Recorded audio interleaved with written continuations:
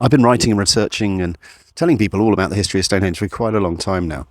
And I'm a social historian by training, so almost everything I look to tell people is about stories. And sometimes stories can really get to you, and the person underneath, the tale just gets under your skin. And this is one that I've held for quite a long time in my heart. And if you're really close to Stonehenge, you'd know bits about this. But I'd like to tell you about the tale of the Stonehenge Free Festival. Back in the early 70s, the festival movement was really gathering pace. It sort of started in the Isle of Wight, and they had a fantastic festival there. But the long and the short of it is this thing started getting a little bit commercialised, and even the bands didn't like it, really. Famously, the Isle of Wight festival, the gates got torn down, and the promoters went bankrupt. So in 1974, a young lad called Philip Russell came up with the idea of holding a free festival at Stonehenge. Now, a free festival is a festival where it literally is free to come to, but you'd hope that people would bring what you'd expect to find. In fact, that was the catchphrase. Now, there had been other attempts at free festivals at Windsor, in the Queen's back garden, believe it or not, which the police had come in and, you never guess what, bashed a lot of them over the head and arrested them. So Philip thought, if I come to Stonehenge, no one will care. Stonehenge is in the middle of nowhere.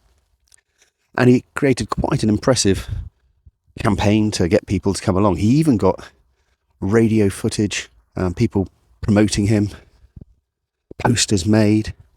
Beautifully, he invited all the British Airways hostesses, the Dalai Lama. He told Margaret Thatcher she wasn't invited. And on June, they started to gather for his big party. They called themselves the Wallies, and there's a brilliant story about that. But about 200 people came. A band called Zorch played, and it was, by all accounts, a wonderful event. Even the guys from Radio Caroline came along to check it out. Now, the police were kind of cool with it, but after a few weeks of them still hanging around, they were getting fed up, and the High Court got involved, and they tried to evict them. And this is where the tale of Wally comes in, because each and every one of them, as they were arrested, they were asked their name by the police. And they would always give a false name, but include Wally.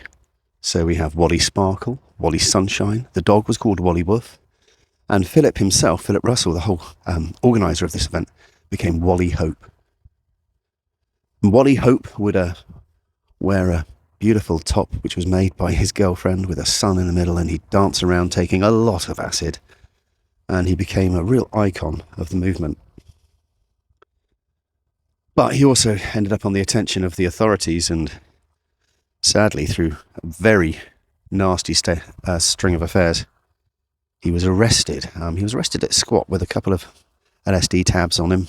He was thrown into prison. And as pace was gathering for the Stonehenge Festival in 75, which he was organising, he found himself in basically the local loony bin, for want of a better way of putting it, what we used to call the Old Manor, completely against his wishes. And they were just holding him there to keep him out of trouble. Because the thing about Wally Philip Russell, was that he had a huge amount of money coming to him. In a couple of years' time, he would have had enough money to buy many of the fields that surround Stonehenge and have as many parties as he wanted to. And this terrified the authorities. Now, this is where the tale gets really, really sad, because Wally, Philip Russell, he's released from the Old Manor, and he's obviously been dosed up very, very heavily in sedatives. In fact, so heavily that he never really recovers. He's left with something called synesthesis. That's easier. Aren't very easy to say, actually, but yes. And this means that he shuffles around. He's very uncoordinated. He's this person who worshipped the sun is actually now sort of phobic of the sun. He can't bear it. And very, very sadly, after being sent to stay with the Hatfields, his friend, he passes away. Now, many people think that he may have been killed by the authorities. There's all these conspiracy theories, and to be honest, there's a little bit of evidence there to back it up. But the long and the short of it is that Philip's ashes are brought to the festival in 1975. And everyone comes to the circle to celebrate and remember him. And on that day, they gather his ashes and they sprinkled them round the centre of Stonehenge.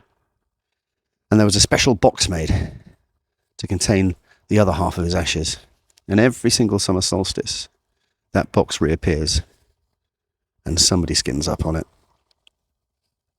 as a mark of respect to Wally Hope, the man who started the Stonehenge Free Festival.